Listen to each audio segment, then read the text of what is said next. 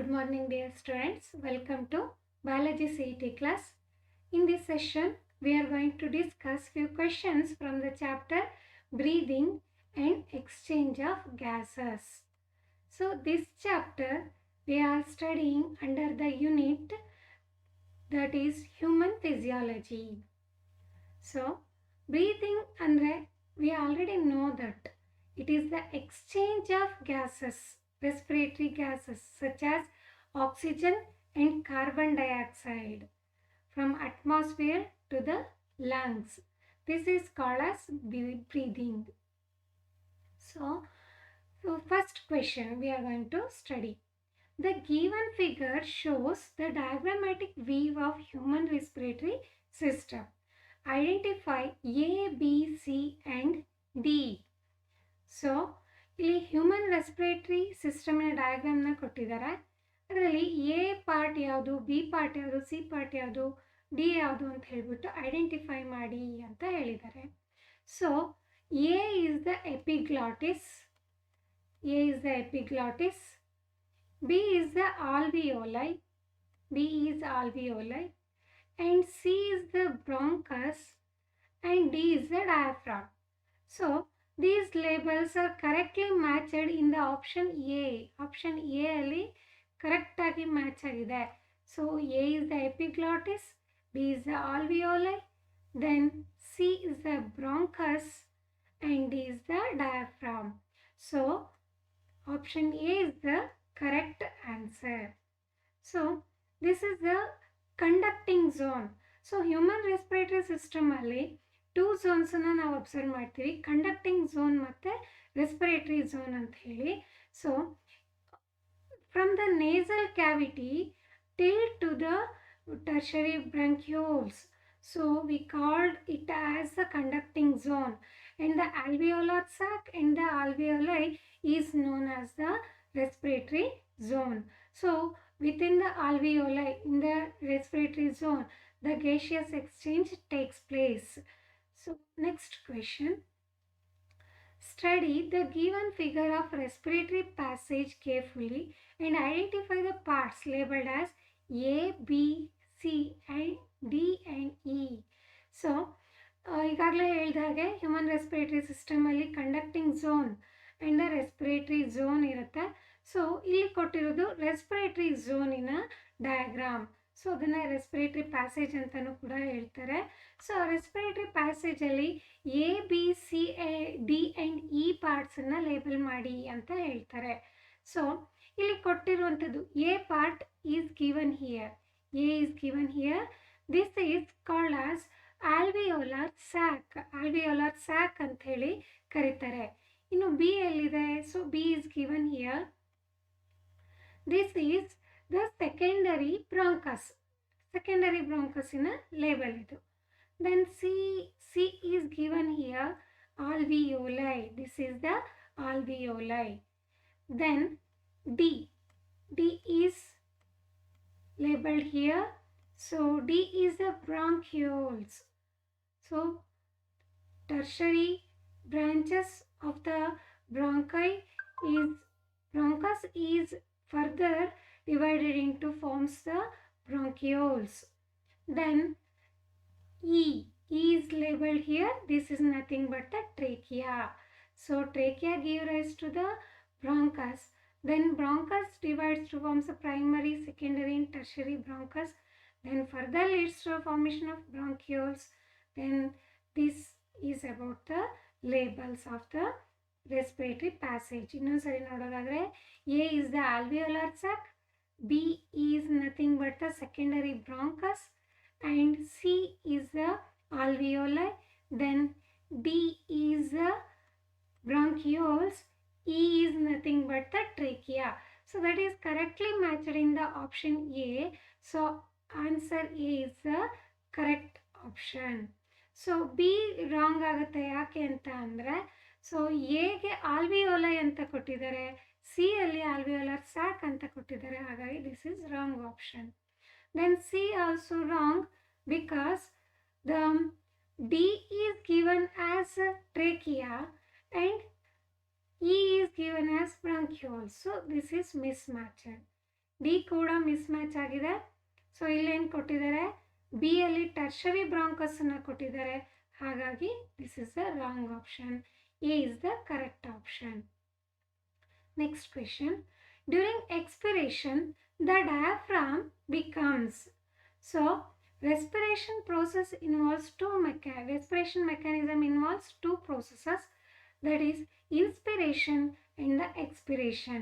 Inspiration andre it is the atmospheric air is drawn into the lungs. Atmospheric air ಅನ್ನು intake ಮಾಡುವಂಥ ಪ್ರೋಸೆಸ್ನ inspiration ಅಂತ ಕರೀತಾರೆ. So expiration ಅಂತ ಅಂದರೆ the carbon dioxide rich air is released out to the atmosphere. This is called as expiration. So expiration ಆದ diaphragm ಏನಾಗುತ್ತೆ ಅಂತ ಕೇಳ್ತಾ ಇದ್ದಾರೆ. ಆಪ್ಷನ್ ಎ ಅಲ್ಲಿ ಡೋಮ್ ಶೇಪ್ ಆಗುತ್ತೆ, ಬಿ ಅಲ್ಲಿ ಆಬ್ಲಿಕ್ ಆಗುತ್ತೆ, ಸಿ ಅಲ್ಲಿ ನಾರ್ಮಲ್, ಡಿ ಅಲ್ಲಿ ಫ್ಲಾಟ್ ಎಂಡ್ ಅಂತ ಕೊಟ್ಟಿದ್ದಾರೆ. So when the respiration takes place, the intrapulmonary region. Expiration ಯಾವಾಗ ಆಗುತ್ತೆ? When the pressure gradient is higher in the intrapulmonary region. So when the expiration takes place, here the diaphragm becomes dome shaped. So diaphragm just lies below the lungs. Lungs in ಕೆಳಭಾಗದಲ್ಲಿ, respiratory system in ಕೆಳಭಾಗದಲ್ಲಿ ಇರುತ್ತೆ.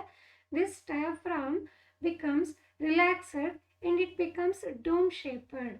So volume of thoracic cavity that decreases. Thoracic cavity volume decrease ಆಗುತ್ತೆ. So ಆಗ ಇಲ್ಲೇನಾಗುತ್ತೆ, the diaphragm becomes dome shaped. So answer A is the correct option.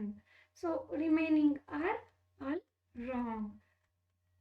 Diaphragm dome shape ಆಗುತ್ತೆ. So option A is the correct answer. Then next question. Match column 1 with column 2 and select the correct option from the codes given below. So ಇಲ್ಲಿ ಏನೇನು ಕೊಟ್ಟಿದ್ದಾರೆ column 1 ಅಲ್ಲಿ? These are ಕೆಲವೊಂದು respiratory volumes ಮತ್ತು ಕೆಪಾಸಿಟೀಸನ್ನ mention ಮಾಡಿದ್ದಾರೆ ಇಲ್ಲಿ. So ಇಲ್ಲಿ ವಾಲ್ಯೂಮ್ಸನ್ನು column 2 ಅಲ್ಲಿ ವಾಲ್ಯೂಮ್ಸನ್ನು ಕೊಟ್ಟಿದ್ದಾರೆ. ಸೊ ಇದಕ್ಕೆ ಕರೆಕ್ಟಾಗಿ ಮ್ಯಾಚ್ ಮಾಡಿ ಅಂತ ಹೇಳಿದ್ದಾರೆ. ಕಾಲಮ್ 1 ಅಲ್ಲಿ ಎ ಅಲ್ಲಿ ಟೈಡಲ್ ವಾಲ್ಯೂಮ್ ಅಂತ ಕೊಟ್ಟಿದ್ದಾರೆ. ಟೈಡಲ್ ವಾಲ್ಯೂಮ್ ಅಂದರೆ ಏನು? It is the volume of air inspired or expired during normal respiration. So human ಬೀಯಿಂಗಿನ ನಾರ್ಮಲ್ ರೆಸ್ಪಿರೇಷನಲ್ಲಿ ವಾಲ್ಯೂಮ್ ಆಫ್ ಏರ್ ಇನ್ಸ್ಪೈರ್ ಆಗಿರುವಂಥದ್ದು ಅಥವಾ ಎಕ್ಸ್ಪೈರ್ ಆಗಿರುವಂಥದ್ದನ್ನ ಟೈಡಲ್ ವಾಲ್ಯೂಮ್ ಅಂತ ಕರೀತಾರೆ.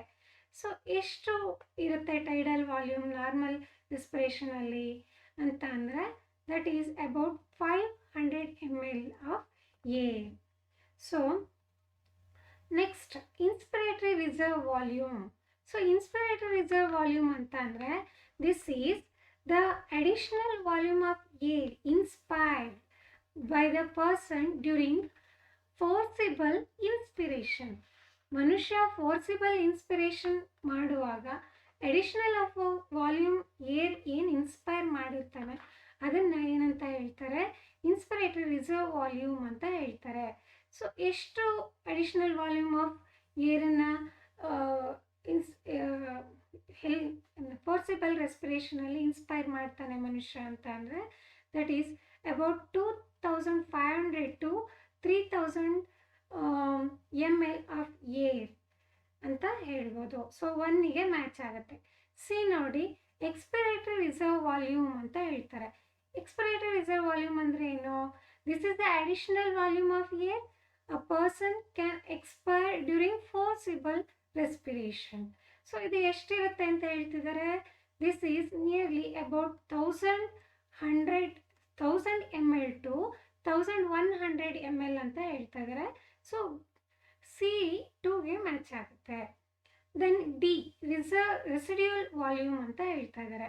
ಏನು ರೆಸಿಡ್ಯೂಯಲ್ ವಾಲ್ಯೂಮ್ ಅಂತ ಅಂದರೆ it can be defined as the volume of air residual ಅಂತ ಹೇಳ್ತಿದ್ದಾರೆ. ಅಂದರೆ remaining in the lungs even after a forcible expiration. Forcible expiration ನಂತರನೂ ಎಷ್ಟು ವಾಲ್ಯೂಮ್ ಆಫ್ ಏರು ಲಂಗ್ಸಲ್ಲಿ ಉಳಿತಾ ಇದೆ ಆ ವಾಲ್ಯೂಮನ್ನ ರೆಸಿಡಿಯಲ್ ವಾಲ್ಯೂಮ್ ಅಂತ ಕರೀತಾರೆ. So this is about 1100 to 1200 ml of air ಅಂತ ಹೇಳ್ತಾ ಇದ್ದಾರೆ. ಸೊ ಅದನ್ನು ಫಿಫ್ತ್ ಒನ್ನಿಗೆ ಮ್ಯಾಚ್ ಮಾಡ್ಬೋದು. Then last one given here is the vital capacity. Vital capacity ಅಂದರೆ ಏನು? This is the maximum volume of air a person can breathe in after a forcible expiration.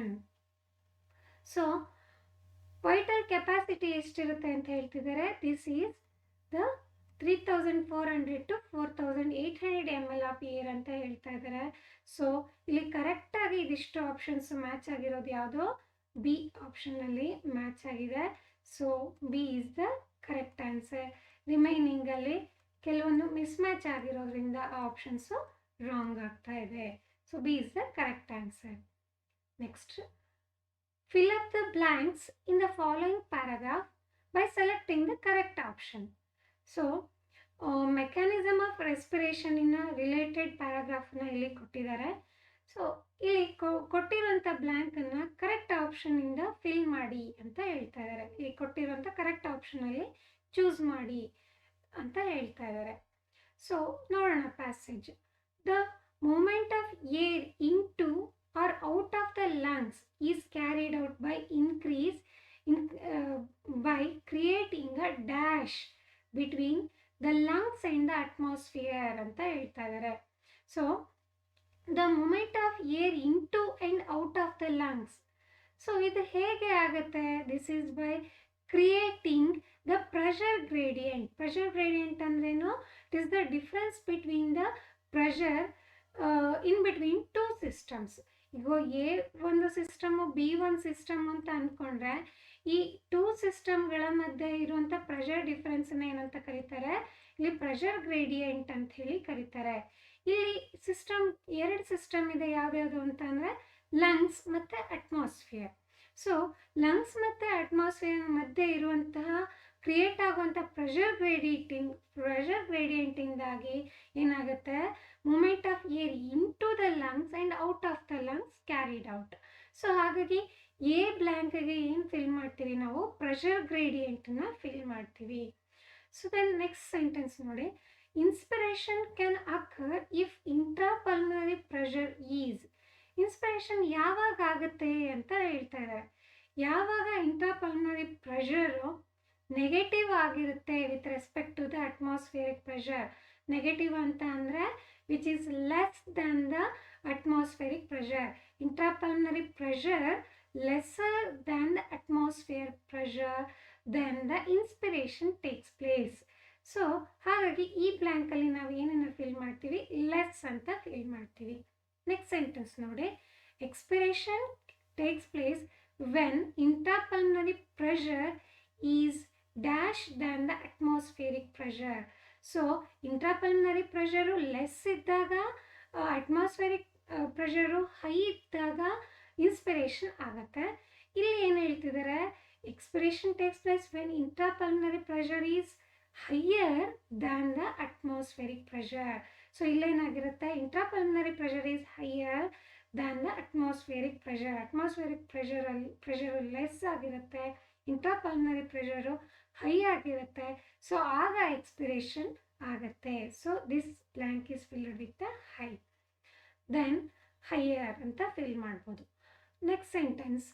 Inspiration is initiated by dash of diaphragm which dash the volume of thoracic chamber in the anteroposterior axis ಅಂತ ಹೇಳ್ತಾ ಇದ್ದಾರೆ.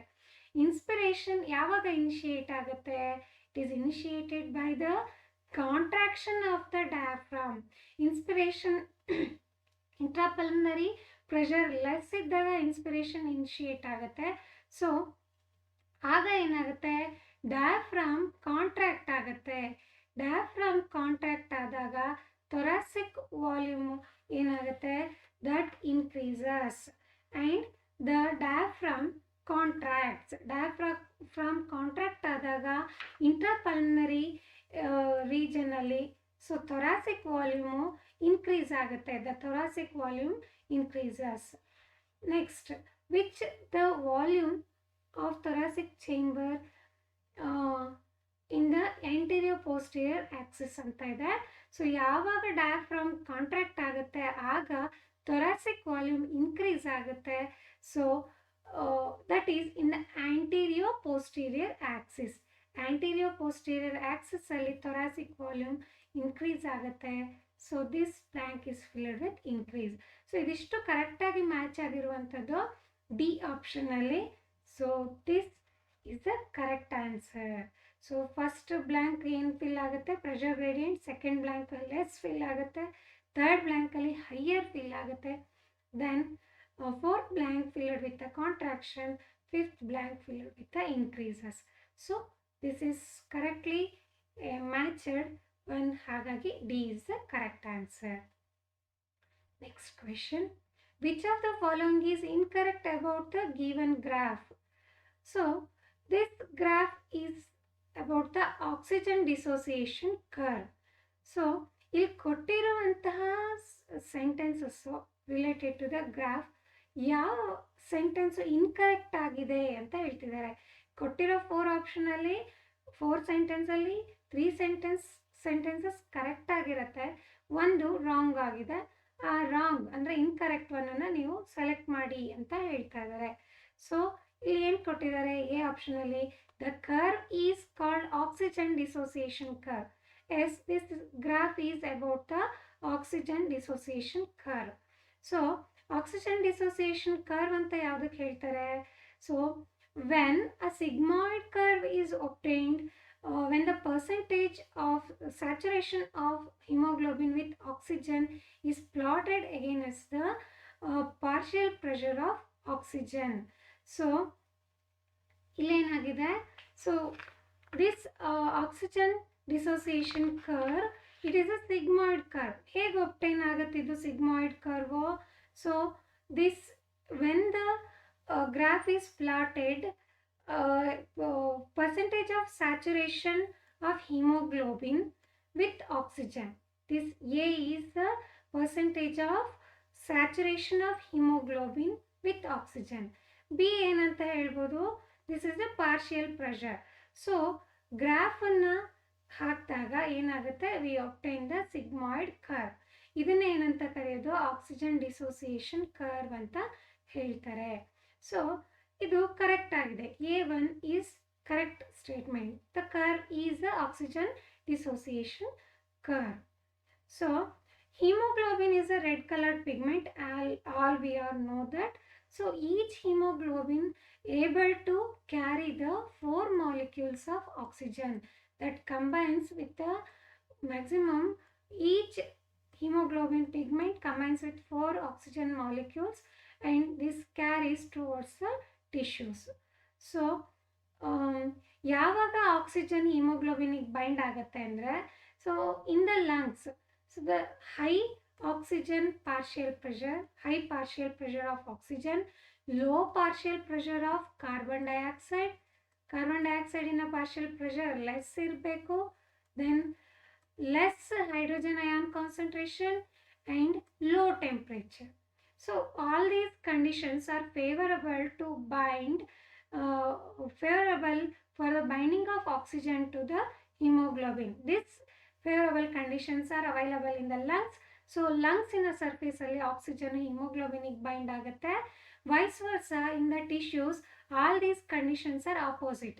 Oxygen concentration, partial pressure is less and high partial pressure of carbon dioxide and high hydrogen ion concentration, high temperature is there in the tissue surface. There the dissociation of the oxygen from the hemoglobin takes place. So next sentence nodona. B, the part A represents the percentage of saturation of hemoglobin with oxygen. Yes, this is correct statement. Here graph is plotted the percentage of saturation of hemoglobin with the partial pressure of oxygen. So ಈ statement ಕೂಡ correct ಆಗಿದೆ. A ಅಂದರೆ ಏನಂತ ಹೇಳಿದ್ದಾರೆ? Percentage of saturation of haemoglobin with oxygen ಅಂತ ಹೇಳಿದ್ದಾರೆ. This is correct. This is plotted against the B. B ಅಂದ್ರೇನು partial pressure of oxygen. ಆಗ ಈ ಸಿಗ್ಮಾಯ್ಡ್ ಕರ್ವ್ ಒಬ್ಟೈನ್ ಆಗುತ್ತೆ. ಈ ಸ್ಟೇಟ್ಮೆಂಟ್ ಕೂಡ ಕರೆಕ್ಟ್ ಆಗಿದೆ. ದೆನ್ ಥರ್ಡ್ ಸ್ಟೇಟ್ಮೆಂಟ್ ನೋಡಿ, the part B represents the partial pressure of carbon dioxide ಅಂತ ಕೊಟ್ಟಿದ್ದಾರೆ. This is wrong. ಯಾಕೆ ಅಂತ ಅಂದರೆ this is plotted against the partial pressure of oxygen. So ಹಾಗಾಗಿ ದಿಸ್ ಸ್ಟೇಟ್ಮೆಂಟ್ ಈಸ್ ರಾಂಗ್. ನಮಗೆ ಬೇಕಾಗಿರುವಂತಹ ಆನ್ಸರು ಇಲ್ಲಿದೆ. C is the correct option. ಅಂದರೆ this is the incorrect sentence. So this is the correct answer. ಇನ್ನು D ಎಲ್ ಕೊಟ್ಟಿರೋ sentence ಕೂಡ correct ಆಗಿದೆ. ಏನು ಕೊಟ್ಟಿದ್ದಾರೆ, this curve is highly useful in studying the effect of factors like partial pressure of carbon dioxide and hydrogen ion concentration, etc. Yes, this statement is also correct because this curve is highly useful to study the effect of factors. ಯಾವ factor? Partial pressure of carbon dioxide, hydrogen ion concentration, temperature, etc. So ಹಾಗಾಗಿ ಈ statement ಕೂಡ correct ಆಗಿದೆ. Incorrect C option ಆಗಿದೆ. So ಈ ಕ್ವೆಶನ್ನಿಗೆ correct ಆಗಿರೋ answer ಯಾವುದಾಗುತ್ತೆ, ಸಿ ಆಗುತ್ತೆ. ರಿಮೈನಿಂಗ್ ಸ್ಟೇಟ್ಮೆಂಟ್ಸ್ ಕರೆಕ್ಟ್ ಆಗಿರೋದ್ರಿಂದ ಅದನ್ನು ಚೂಸ್ ಮಾಡೋಕ್ಕೆ ಬರಲ್ಲ. This is the incorrect statement. ಹಾಗಾಗಿ ಈ ಆನ್ಸರು ಕರೆಕ್ಟ್ ಆಗುತ್ತೆ. C is the correct answer. Next question, emphysema is a condition resulting from. This is a chronic disorder. This is caused due to excess cigarette smoking. So this is the correct answer. Remaining all are wrong. Then next question, body fluids and circulation. So let us discuss few questions from this chapter. So body fluids and circulation. Question nodi, match the types of WBC listed under the column 1 with the shape of nucleus given under the column 2 and select the correct option from the codes given below. So A ಅಲ್ಲಿ WBCC ನ types ಅನ್ನು ಕೊಟ್ಟಿದ್ದಾರೆ and then column ಅಲ್ಲಿ nucleus ಅನ್ನು ಕೊಟ್ಟಿದ್ದಾರೆ, shape of nucleus ಕೊಟ್ಟಿದ್ದಾರೆ, match ಮಾಡಿ ಅಂತ ಹೇಳಿದ್ದಾರೆ. ಇಯೋಸಿನೋಫಿಲ್ಸ್ ಅಲ್ಲಿ ಯಾವ ಶೇಪ್ ಇರುತ್ತೆ, the nucleus is 3 to 5 lobed. Eosinophils ಅಲ್ಲಿ 3 to 5 ಲೋಬ್ಡ್ ಆಗಿರುತ್ತೆ. ಸೊ ನ್ಯೂಟ್ರೋಫಿಲ್ಸ್ ಅಲ್ಲಿ ಹೇಗಿರುತ್ತೆ, ದಟ್ ಈಸ್ 2 ಲೋಬ್ಡ್. ನ್ಯೂಟ್ರೋಫಿಲ್ ಅಲ್ಲಿ 2 ಲೋಬ್ಡ್ ಆಗಿರುತ್ತೆ. ದೆನ್ ಬೇಸೋಫಿಲ್ ಅಲ್ಲಿ ಏನಾಗಿರುತ್ತೆ, ದಿಸ್ ಈಸ್ ಎಸ್ ಶೇಪರ್ಡ್. ಸೊ ಮೊನೋಸೈಟ್ಸ್ ಅಲ್ಲಿ ದಿಸ್ ಈಸ್ ಕಿಡ್ನಿ ಶೇಪರ್ಡ್. 1ಗೆ ಮ್ಯಾಚ್ ಆಗುತ್ತೆ. That is the D option is correct. ಇದೆಲ್ಲ ಉಳಿದಿರೋದು ಮಿಸ್ ಮ್ಯಾಚ್ ಆಗಿದೆ. ಸೊ ಹಾಗಾಗಿ ರಾಂಗ್ ಆಗುತ್ತೆ. D is the correct answer. ಇಲ್ಲಿ ಶೇಪ್ಸನ್ನು ನಾವು ನೋಡ್ಬೋದು.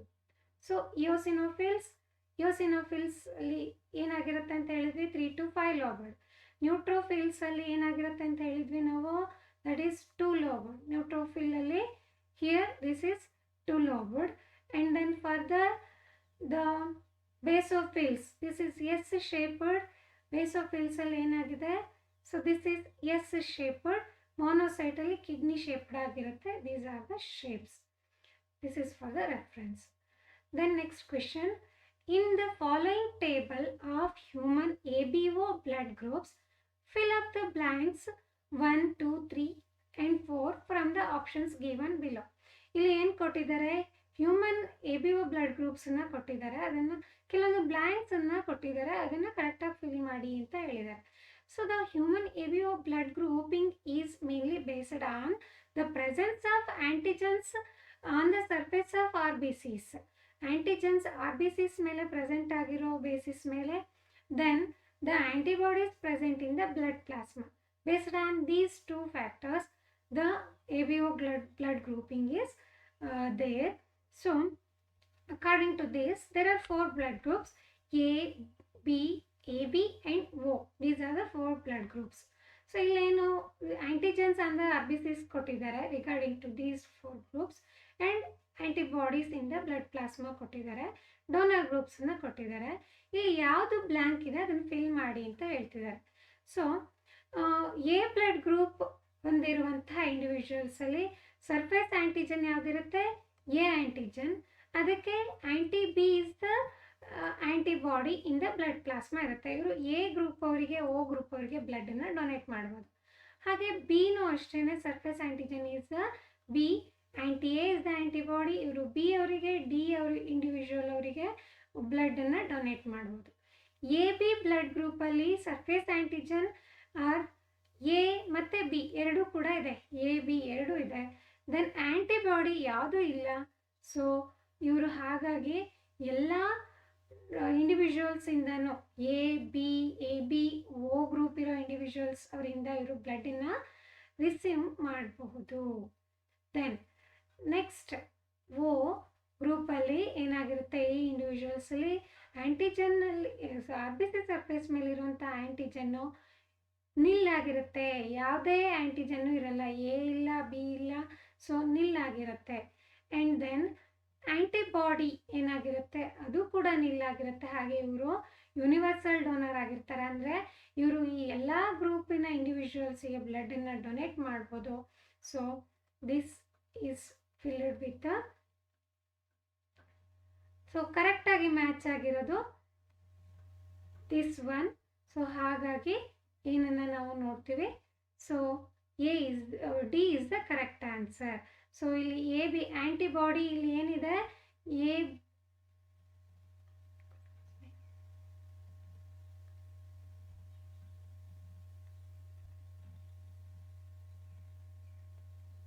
so correctly suited option is the D. Then next question, identify the components labeled A to D in the given flow chart and the blood clotting. This is the flow chart of the blood clotting process. So ಇಲ್ಲಿ A ಇಂದ D ವರೆಗೂ ಕರೆಕ್ಟಾಗಿ match ಮಾಡಿ ಅಂತ ಹೇಳಿದ್ದಾರೆ. ಈ clotting ಪ್ರೋಸೆಸ್ಸಲ್ಲಿ A B C ಮತ್ತು D ಅಂತ ಏನು ಮೆನ್ಷನ್ ಮಾಡಿದ್ದಾರೆ ಅದನ್ನು ಕರೆಕ್ಟಾಗಿ ಮ್ಯಾಚ್ ಮಾಡಿ ಅಂತ ಹೇಳಿದ್ದಾರೆ. ಸೊ ಬ್ಲಡ್ ಕ್ಲಾಟಿಂಗ್ ಪ್ರೋಸೆಸ್ ಅಂದರೆ ಏನು? This is the coagulation of the blood in the injured tissue. So injure ಅಥವಾ ಟ್ರಾಮಾ ಆದಾಗ ಆ ಟಿಶ್ಯೂಸಲ್ಲಿ ಆಗುವಂಥ ಬ್ಲಡ್ ಫ್ಲೋನ ಸ್ಟಾಪ್ ಮಾಡುವಂಥ ಪ್ರೋಸೆಸ್ ಆಗಿರುತ್ತೆ by forming the coagulation. So ಇಲ್ಲಿ ಎಗೆ ಏನಂತ ಮ್ಯಾಚ್ ಮಾಡ್ಬೋದು? ಸೊ ಇಂಜ್ಯೂರ್ಡ್ ಟಿಶ್ಯೂ ಅಲ್ಲಿ ಏನು ರಿಲೀಸ್ ಆಗುತ್ತೆ, that releases the thromboplastin. So this in the presence of calcium ions the thrombinase, ಇಲ್ಲಿ ಬಿಗೆ ಏನು ಫಿಲ್ ಮಾಡ್ಬೋದು, ಪ್ರೋಥ್ರಾಂಬಿನ್ನ ಫಿಲ್ ಮಾಡ್ಬೋದು. ದಿಸ್ ಪ್ರೋಥ್ರಾಂಬಿನೇಸನ್ನು ಫಿಲ್ ಮಾಡ್ಬೋದು. This is the enzyme that activates the inactive prothrombin to the active thrombin. ಹಾಗಾಗಿ ಇಲ್ಲಿ ಸಿಗೆ ಥ್ರಾಂಬಿನನ್ನು ಫಿಲ್ ಮಾಡ್ಬೋದು. And this thrombin enzyme catalyzes the conversion of inactive fibrinogen into the active fibrin. This is a clot. This forms the blood clot. So soluble fibrinogen is converted into insoluble fibrin thread. This process is catalyzed by the thrombin. So ಇಲ್ಲಿ ಎಗೆ ಥ್ರೋಂಬೋಪ್ಲಾಸ್ಟಿನ್, ಬಿಗೆ ಥ್ರಾಂಬಿನೇಸ್, ಸಿಗೆ ಥ್ರಾಂಬಿನ್ and then ಡಿಗೆ ಫೈಬ್ರಿನೋಜನನ್ನು fill ಮಾಡ್ಬೋದು. ಇದಿಷ್ಟು ಕರೆಕ್ಟಾಗಿರೋ fill ಆಗಿರುವಂಥದ್ದು ಯಾವುದು, match ಆಗಿರುವಂಥದ್ದು A option. This is the correct one.